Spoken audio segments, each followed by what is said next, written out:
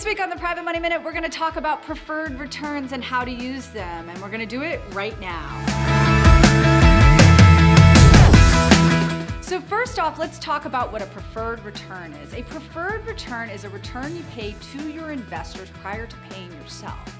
It's basically saying to the investors, I'm going to pay you first. I believe in this so much that I'm going to give you a return on investment before I pay myself. And we're assuming yourself is the management team of the company. So how does it work?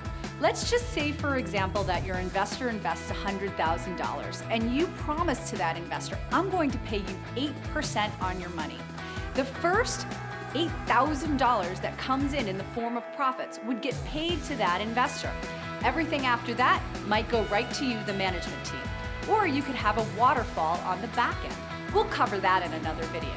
I'm Jillian Sidoti, and this has been the Private Money Minute.